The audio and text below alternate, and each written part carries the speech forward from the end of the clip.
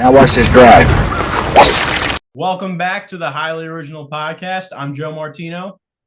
And I'm Parker Danks. And we're back from, I guess we're not back, but Easter was last weekend.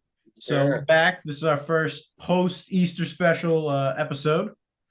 And just real quick, I just want to say at the top of the hour, guys, if you're listening, remember to like and subscribe. We're on YouTube and Spotify, and we're also on Instagram, and that's at _highly_original_podcast. So give us the support. Posting some memes. I posted a meme that I'm really proud of for this episode, so I'm really excited about that.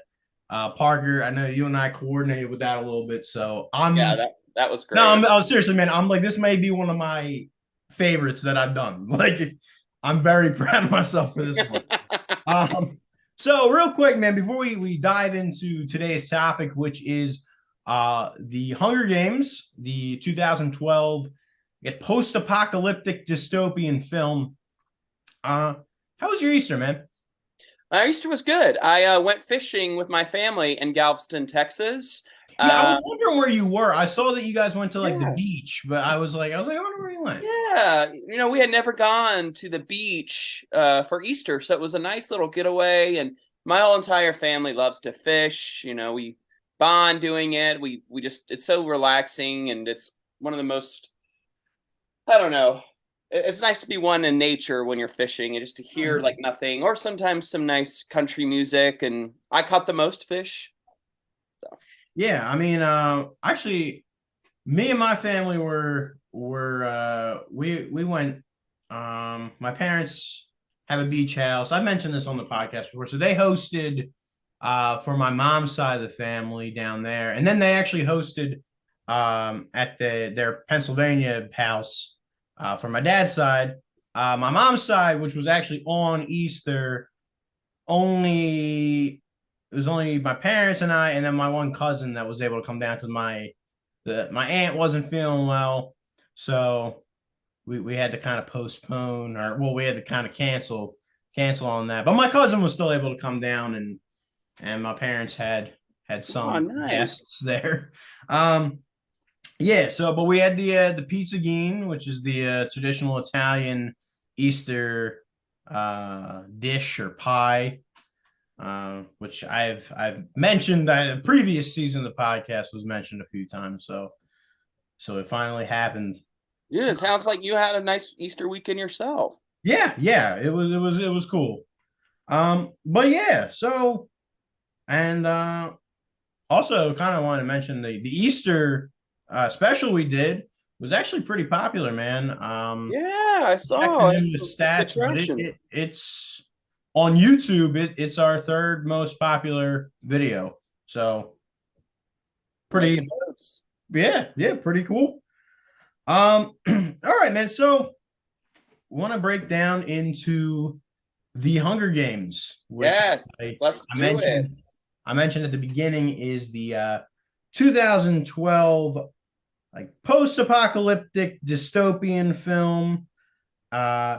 It was directed by Gary Ross, and it is based off I think it's called young adult fiction novels. That was written by Suzanne Collins. She actually helped write the screenplay for this, but it starred Jennifer Lawrence, Josh Hutcherson, Liam Hemsworth, Woody Harrelson, Elizabeth Banks, Lenny Kravitz, Stanley Tucci, and Donald Sutherland. Are some of the big names in the first film. And of course, it was a franchise. We're just doing the first film today. We might talk about the other movies a little bit, but we're gonna focus on this first one, which I remember was a big pop culture moment. This was I remember a lot of people have been reading the books for years. I was a freshman in high school, and I remember a bunch of my friends went out to see this film. So I remember going. But the film is basically in the film, it's set in North America in this fictional country called Pan Am, which after a natural apocalypse, which we will get into later.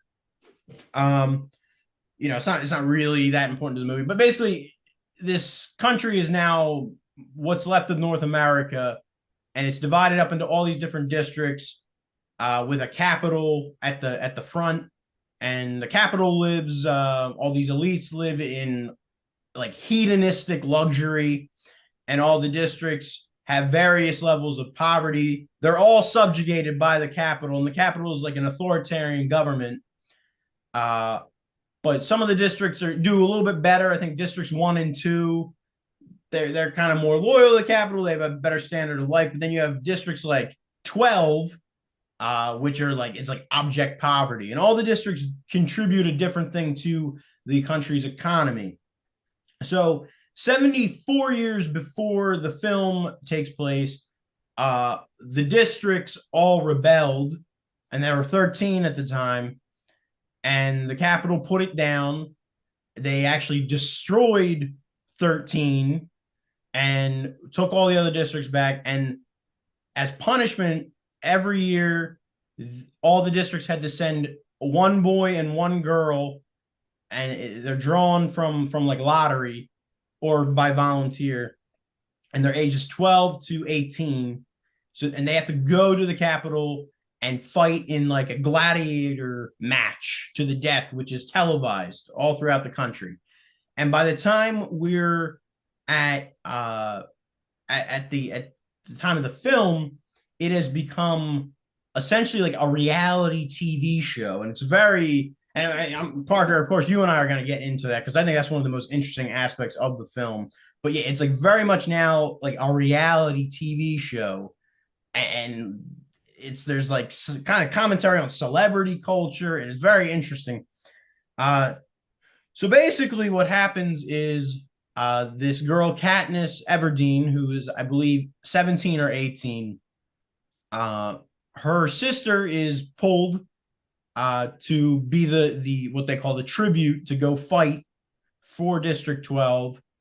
And then since her sister is, I believe, 12, she volunteers and then heads to the Capitol and engages in these games. And that's sort of the basic synopsis of the film. So kind of start off our conversation, Parker, who's your favorite main character in the Hunger Games? I think I'm gonna have to go with PETA. I Okay. really like PETA. I think he's kind of looked as the underdog a little bit because he's strong, but he's Definitely. not. It's definitely the power of Katniss in this movie. I mean, she's very strong. She knows how to use a bow and arrow. She knows how to hunt. She's a thorough hunter. I mean, she can kill squirrels and hit them right in the eye. Mm. But PETA, but I think he's also a very strong guy. He's a very good looking guy, which makes good for a He's supporting played character. played by Josh Hutcherson. Yes, who was in Bridge of Terabithia. Yep. And he was also a baker, but he didn't do a very good job. He used to burn the bread all the Yeah. time. And you kind of feel bad for him, and you really want him to get with Katniss. And he's very caring towards her, and he knows how to play the game. I think I would have to go with PETA. His character really grew on me throughout the entire series. I think the first time I watched it, Katniss was definitely my favorite character, but Yeah. watching it a second, third time around, I've seen these movies like 3 times. And I would definitely go with PETA. He's a great you know, you could say supporting, but I would say he's the main character for sure. Oh Um, yeah, yeah. No, he's definitely he's like the male lead. At least in the first film. and Um, And something I noticed that he did that was very good strategically in the movie was at the beginning, Katniss is on her own. She did what she was told by Woody Harrelson, right? yeah, yeah. Haymitch Abernathy. Yep. Haymitch, and Played by Harrison. he goes, "Hey, don't grab any of that stuff. Go straight into the woods. It's a trap." And he was right. Half those kids got slaughtered, Yeah. which was a brutal scene, by the way. And as she's walking, she climbs a tree and she's with the bad guy. She's with Kato, and all of them. And he's just like, "Oh yeah, she's over here. Like we can kill her another time." He's playing this card of like, I'm secretly betraying her, but really I have Yeah, her back. like he's good at the politics of the game, whereas Katniss Yeah, really struggles socially in general, and he has social skills, but where he kind of, as you said, he lacks the survival skills, really, or Yeah. the prowess in combat. He's physically can lift things. They're a good yin and yang. I mean, Yeah, that's why they're so great for each other. She has his back, and same for him. And I think she learns the social game going through, but at the beginning, she's just like she hates what's going on. She hates the government, and that whole time she's wanting to rebel, especially yeah. after Rue's death. But let's move on, and let's ask what your favorite main No, character yeah, is. definitely. And something that you mentioned in there that I want to kind of correct myself. I left out was when you said like don't run. Hamish says don't run to the center, run to the woods. The arena is like like a massive arena, and it's like wilderness, and it's all artificial. So like they can add natural disasters, they can add wild animals, all they can change it from night to day at will. So yeah, Pan Am is a very technologically advanced country, which I because I think a lot of times when we think about post-apocalypse, we think like, oh, technology is falling apart. Whereas in this, it's technology is pretty advanced. They just don't share it with everybody. That's the that's sort of the difference. Um, kind of. So my favorite character is actually, we mentioned him, Hamish Abernathy, who is played by Woody Harrelson, who's a excellent actor. I always enjoy him when he's in a film. Same. Um, I always find his characters to be good because I think that's a kind of credit to his acting ability, but he also plays good characters.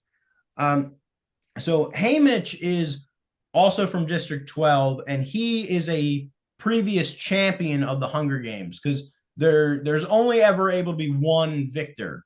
Like everybody has to die except one person, and that's the winner. So he won one of the years, and since then he has become an alcoholic, and we see he's very I don't know how you would say nihilistic probably, and kind of doesn't care. But once a year during the Hunger Games, he has to come back and be like a mentor to help the new tributes from District 12 prepare for the Hunger Games. So that's what we see him here. And he starts out nihilistic and not really caring, but he begins to recognize the potential for Katniss to be victorious and maybe even start causing some dissidence. And we see him start from not caring to eventually really helping train her and believe in her, and um, do some politicking and advocating for her to get sponsors, because that's one of the things in the games.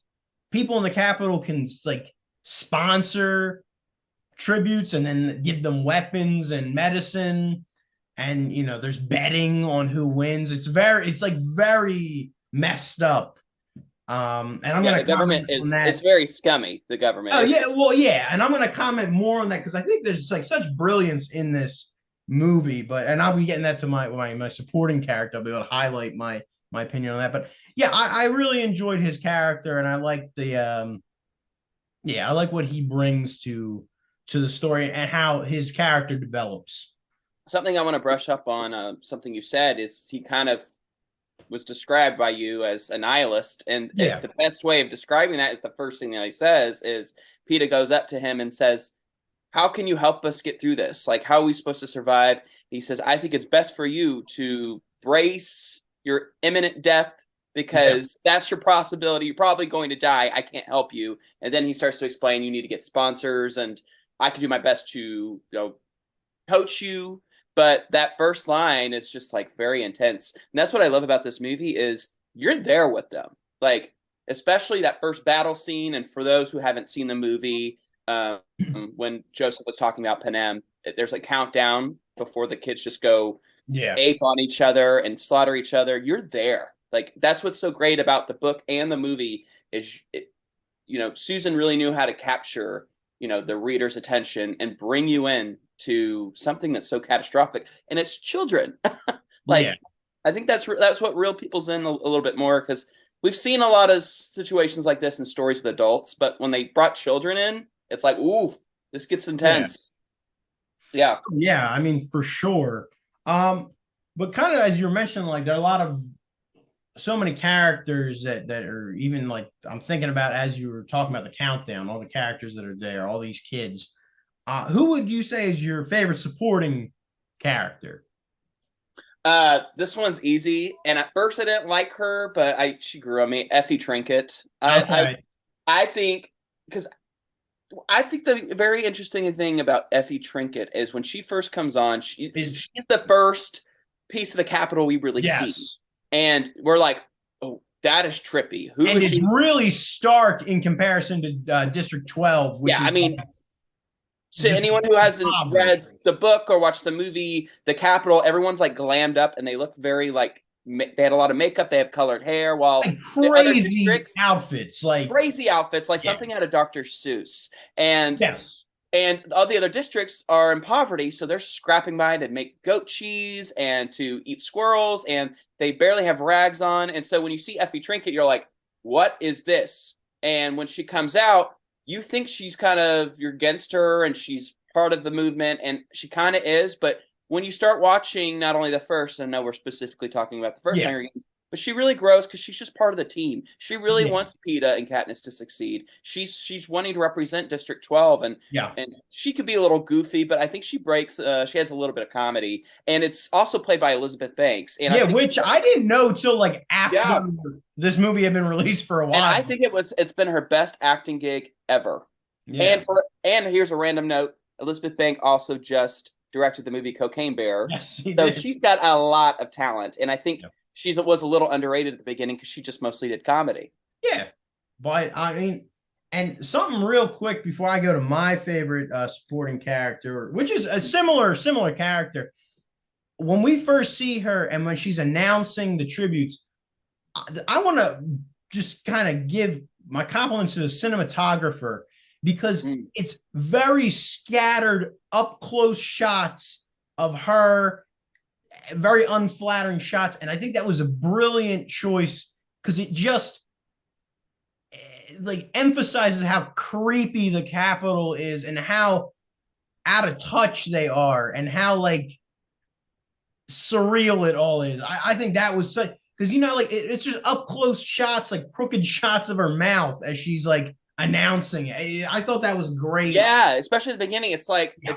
it's off her face. It's like her eyes down, Yeah. and you really get that makeup, and Yes. you're creeped out because you're like, Yes. what government is she part of? What community Yes. is she part of? You don't That's really a know good much way. about It's like them. horror. It's almost like filming like it's to make you Yeah. uncomfortable. And I want you to imagine and empathize for those kids for a second and be 12 years old and it's your first year and A clown your name is in shows the list up and you see her and you're like like, I don't like this world. Can we yeah, I don't like it here. like literally like Ronald McDonald comes and is potentially going Ronald to take you McDonald. away to like fight in an arena. Like And you're probably gonna die. Like yes, you're gonna die and it's gonna be a gruesome death. Like at the when they all show up to Panem yeah, and she starts listing the ways they could possibly die, that gave me the chills, knowing that these, like I said, they're children. And yeah. she's saying you could probably die from dehydration, you're probably gonna die from disease, and you're like, I would have a panic attack and just Yeah, die. and like the other thing is the District 12 is like the most impoverished, right? And the richer ones that have more loyalism and more luxury, like District 1 and 2, where I think a lot of the soldiers are recruited from one of those districts, and the kids in those districts, like they have kids that train from a young age to volunteer to fight. So like if you're from District 12, you're the odds are not in your favor, because you're going up against kids that have been trained as like green berets to like fight, you know? Yeah, what you mentioned about like District 1, I believe that's where Clove and Cato are from, and they Yeah. mentioned that Clove and Cato, by the way, to the viewers who aren't familiar with the movie, Clove and Cato are like probably the most powerful of the Yeah. warriors that And go under like Katniss. they're like both psychopaths. Yeah, Like they're psychos, and they yeah. both and they come from a district that has a little bit more education, a little bit more money than the rest of them, and so they had access to like an academy that trained them to be brutal Yeah. killers their whole life. So it's not really their fault, but it is their fault. Like they were just raised to be psychopaths so they could win and bring pride to their district. Yeah. So really my favorite supporting character choice is similar to Effie or Elfie. Effie. Effie, okay. Um It's I thought it was Elfie too. I mean, it's she's got a weird personality, weird look, weird name. um is Caesar Flickerman, played by Stanley Tucci. So I think he encapsulates so much about a lot of the Capitol residents. So played by Stanley Tucci, who I think is a brilliant actor. Big fan of his. Um, and Caesar is essentially the spokesman, or not the spokesman. He's the host of the Hunger Games. So he does like all these like like late night interviews with the tributes before he does commentary. He does all the commentary and stuff. And he's got like blue hair and a man bun, and he's got glitter, and he's wearing like this crazy blue suit, and he's got this big smile, and he's like a someone from like Entertainment. He's like Ryan Seacrest. He's like the walking Botox. Yeah. And like what I think is brilliant about him is I think he really doesn't see anything wrong. Like I mean, of course he doesn't see anything wrong with what he's doing, but I like in it, during these interviews, he like empathizes with the tributes and is like, oh, you like Katniss, you volunteered for your sister, and we were all so touched. Like, he's not being sadistic. I think he genuinely, like, his reality's so warped. He really does see them as movie stars, and this just as a reality TV show. Like, the reality is blocked from him, and I think that's what's brilliant about that character, because I think he encapsulates like a lot of the Capitol that we see. The government, they're more sinister, right? But these Capitol residents, they really are like, they think that they care about these tributes. Like their favorite tribute, they're like, oh, I'm really rooting for him, like as if they were athletes in like a basketball tournament. And I just think that like he's such a great performance, just, and how like he's like he's like a reporter for like Entertainment. Like he's just like, welcome. It's like, oh, all the tributes look so fabulous tonight. Oh, what dress? Who designed your dress? Like, it's like stuff like that. Like, and I just think it really just shows you like the dystopian side of this government. It's so funny that he's your favorite, and I love Stanley Tucci. He's one of my favorite actors, but I cannot stand Caesar in this movie and in the books, because but I also, it was like also the same thing with Effie. Like, she grew on me. I didn't like her at first, but I think it's a lot of people in the Capitol I just don't like. I mean, Caesar is not necessarily a good guy. I'm not saying he is, but I still appreciate the character. No. I don't think he's like a moral role model. Oh, I know, but I just can't. I think it's just like he's got this Botox look, and he's got that blue hair, which I love the color blue, but he just, I don't know. I feel like if I were in their situation, I would just be like, oh, this guy's driving me nuts because we're gonna die. Like, but he's supposed to. Like that's the thing. It's just, but you're supposed it's hard to like not him. like, but no, but I would say he's a great, like,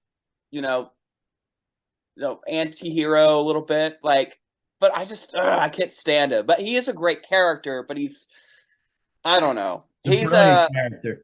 But so I kind of moving on. What would you say is your favorite scene? That's really hard, but I think when it comes down to it, and I watched it this morning as well, I would probably, and it I'm a softie when it comes to movies, just letting you know. I studied theater and acting. I cry a lot with Mhm. movies. I'm man enough to admit it. And it always gets me is the Rue and Katniss scene where, um, just to explain to the Oh audience what's yeah, going on, um, Rue pretty much saved Katniss's life when she was hallucinating on the these Hornets. Yeah, yeah, the Hornets. They were called Tracker Jackers. Cracker Jackers. Sorry, I'm blank. And they're pretty much manufactured bees that the Capitol made, and they will like pretty much kill you and make you hallucinate. She got stung by them and killed some people with a beehive, which she got away, but she passed out for 2 days, and her friend Rue took care of her. And then her and Rue bonded through a friendship, and Rue to her was kind of like her little sister. Yeah, Rue That she is was like 12. yeah, she reminded her of her little sister, and you could tell, and she protected her. But there was a scene where she goes and like sabotages like the enemy's stuff by blowing them up using the mines, and she comes back to rescue Rue, in which she was captured by a net. She gets her up, and then a guy comes in and attacks the two of them. But she dodges the arrow that comes through Katniss, and it hits Rue, and then Rue dies. And it's the really you do see a lot of kids die in this movie, but it's the really first time you see like you know like blood and an arrow going through this 12-year-old's Well, body. yeah, and she's like she's the youngest. Like the other And people are like older, you know. yeah, and it's sad, and I know it shouldn't be like a favorite scene, but just the acting was phenomenal. Yeah, You really get like this feel from Katniss. She's already been done with this. Like she just wants to get back to her sister. But at this point, she was after she watched her die, she was so upset because she felt like she couldn't protect her. And even though it definitely wasn't her fault, she did a great job protecting Rue as best as she could. And the last thing Rue said to her was like, before she said, "Can you sing for me?" is you have to win this. yeah. And but she after she, you know, she dies. There's a soft music that plays, and it's like a melancholy track, and she just kind of goes crazy, and then she gives a shout out to Rue's district, which I believe was District 11, and it Yeah. made that district rebel, Yeah, and like you see, they riot, which and that's when it's she put really down, yeah, but they still riot. Yeah, but that was the first scene she really caused the whole movement of all four movies, and that particular scene. She yeah. pissed off the Capitol, and she did you know, the sign. But that will definitely be my scene. It was very emotional. The acting was great, and yeah, and it was just sad, but it was just it was good, great film work. It was good cinematography. It was a beautiful scene because you watch death happen as a viewer. You're Yeah. dying with Rue. You see the blur that happens as you hear Katniss's singing voice, and you kind of die with Rue. And I love it when uh, you know, in the film they do that when you get to like capture what they're actually going through. So that's my scene. What about you, Joe? What's the scene that really stands out for you in the Hunger Games? I think there's so many good scenes, and I did have like some trouble picking one. Like I do like some of the scenes with the dictator, President Snow, played by Donald Sutherland. But I have to go with the scene where Katniss and Peeta have both won the Hunger Games, and there had been a change to the rule where they were going to allow if people from the same district both won or were both survived, they could win together. So they've won, everything's good, and then the loudspeaker says, "Attention tributes, there's been an alteration to the rules. The former rule that allowed two victors has now been reversed, and there can only be one left." So now they're both faced with this choice to kill each other, try to kill each other. And Peeta basically is like, "You kill me, you go home." So then Katniss has poison berries in her pocket, and she gives him some and says, "Trust me." And they go to take both of these berries, and then the voice frantically gets on the speaker, goes, "Stop, stop, stop, stop." And then it goes, "Citizens of Panem, you're victors for the 74th annual Hunger Games." And the games end.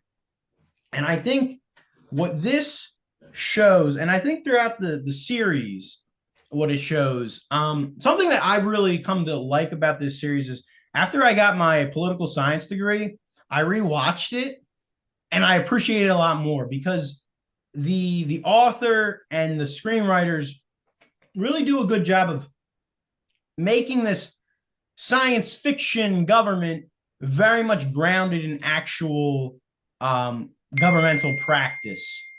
Like the government does operate similar to like real world authoritarian governments. Like we think of dictators as being able to just kill everybody all the time, do what they want, but in a lot of ways they do have to be careful because if you kill too many people or if you do something that's going to be unpopular, like have both of these people die who become popular celebrities, people can turn against you and people can rise up and you can't if you kill everybody, you have no one to rule. So you do see Pan Am's government be very cautious at times, and like a situation like this, that would be politically bad if they just had two martyrs in the arena like that, and it would be unpopular with their own supporters who both wanted these people to succeed. So that's something I really do think is a good thing about the series and that particular scene is it really does show that having all the guns is not always mean that you're going to win. There, governments and policies are very complex, and dictators are afraid of their own people. The people, because once the people decide, as we see in the later movies, that they're not afraid to give their lives for their freedom, a dictatorship's in trouble then. When people are no longer afraid like that. So, and that's this is like an early predecessor of what we see in later movies. So that's why that's my favorite scene. Yeah, I like that scene too because it also fits into the theme of my scene as well, where it's another Yeah. rebellious thing Katniss does that upsets Snow, and she goes, "You know what? No, we're gonna both die, and they're gonna really hate this." Yeah. And because they don't get their victors, why should they? That's what she said. He goes, "They need a victor." She says, "Why should they?" Yeah. She's had enough, man. She saw, and they didn't want. She even had empathy towards Kato. She didn't want Yeah. him dying that way. She finally said, "Wow, he's being tortured by these wild beasts. Let's go ahead and just give him, take out his misery with this arrow." Like she didn't want to do all that. She didn't want to kill a bunch of kids, Yeah. but they were forced to. And so when she said, "Oh, we're the winners. We're the celebrities," like Caesar wanted us to be. No, why should we give him that? Why should we give him this? And that's what makes people love Katniss so much. She goes against the system and starts a movement. No, yeah, for sure. And I mean, kind of, I wanted to kind of real quick, before we close our discussion, on something I thought would maybe be like fun, because I do think, this movie was very culturally relevant. I remember people in like school would do the do do do do and be like saying, "I volunteer as tribute." I mean, these things became like part of regular like slang. Or may the odds be ever in your favor. In your favor. I Yeah. say that a lot. That's sort of like the motto of I guess, of the Hunger Games. And it's a creepy line too. It's like, ooh. Yeah, it's like a weird prayer almost, like yeah, it's like it's almost like she's talking about a poker game or something. Yeah. But something I was thinking that you and I could do. So I did look it up, and I wanted to like talk about the the districts that we would be in. So I looked it up, man, and because in the movie, basically what happens is sea levels rise, and that's the apocalypse in this story. So I looked at a map of Pan Am and what is and isn't underwater. So looks like you and I both might be underwater at Oh, this really? time. Yeah, I mean, I definitely am. I don't know exactly where Austin I is. know there's like a chunk of Texas that's still there, but I'm in the center, so Yeah, I think you might be gone. So that's fine. if if your family relocated from the sea levels, or if you did, you would be in District 10, right? either District 10 or 11, depending on what direction in Texas you guys went. Oh I gosh. would be in 13. So I would be uh, either destroyed from nuclear Yeah, just war, non-existent. or I'm hiding underground, as we learn later in the films, and I'm part of this secret state. That's right. You, yeah, so you're in either, I guess, 11 or 10. And I know 11 is where Rue's from. So I forget what they make. They're known for agriculture. All right, so you're So, you're doing agriculture. I'm doing nuclear power plant. oh, great. So Well, that's what I'm we doing. can send each other notes. With that, Parker, you want you told me early on when we were talking about doing this that you actually have a personal connection to this first film. Yep, So I I'm sure gonna let do. you share that. All right. So, growing up, I did a lot of acting. I did theater acting, and then when I moved to Austin, I really started focusing on doing film acting. And but being in Austin at that time, the film scene was pretty nice. I used to work as an extra on Friday Night Lights. Really? The very I first didn't film. know that. Yeah, that was my first job in high school. It was my first job in Austin. I My didn't know that. mom and I used to go do it. My brother and my sister. I think my sister came to a few, and yeah, my whole family did it. And yeah, I could show you some episodes where you can kind of see my body moving and stuff. I didn't get a lot of like screen time, but it was a great job. But the first movie I ever auditioned for was actually Like when I it's was just living. you, like you see you play the clips, and it's like you just It's staring. like a little high school me. Look No, at no, my you're just backpack. staring dead into the camera. I wish they were like, don't do that. But the very first, within, all my projects I auditioned for, I got indie roles, some commercial work. But I had like a good handful of big, big projects I got to audition for. The first one was The Lovely Bones, done by Peter Jackson. That was the very first film I auditioned for. But then when I was in Austin, I was mostly doing commercial auditions, and then like some shows, like Friday Night Lights I auditioned for. I did audition for Breaking Bad, but the biggest audition I got was my senior year in high school, and it was for The Hunger Games. And I knew it was going to be huge because it had Jennifer Lawrence, and she had just won the Oscar for Winter's Bone. And I remember I did some research I read, and it was for Kato. And keep in mind, I'm like this skinny, scrawny kid with like long hair similar to this. And so I guess I didn't fit the role of Kato, but I did a really good audition to where I got a callback for the movie, and that was for District Boy number 8. And to anyone who hasn't seen the movie, you just see a picture of District Boy number 8. It's when the first round of tributes die, and you see their name up on the screen to show you Huh. them like their honor, and their cannon goes off every time somebody dies. You see District Boy number 8, and he has a similar haircut to mine, like kind of bullish a little bit. And I'm Well, like, would that's you that was the still have? role. Would there have been a shot of you getting killed? I think you see him. Yeah, I think you see him get killed like briefly, but his biggest like screen moment where you see his face Yeah. completely is like the where you see his face and it says District Yeah. number 8. So I got a call back for that, and I was really excited. I really wanted that part. I really wanted it, and unfortunately, I did not. But I got me noticed in LA. I got to go to like a acting school, like a camp thing that I got to do for a Yeah. little bit, and I got something great out of it. However, when the movie came out, being an actor, there's a lot of rejection, and it's really hard to audition for a big project because you get really excited about it and you really think you might get it. You have this moment and you were like, I think I might get this. And then you get a call back and you're like, I'm this close. I got a call back. I might be in like a big blockbuster movie. And then when you don't get it, it hurts. And so when you see like the trailer and it blows up and like everyone's talking about the movie, you're like, it's hard not to be a little bitter. And so for a while, I didn't want to watch the movie. And then I finally went, you know what? I know this is a great story.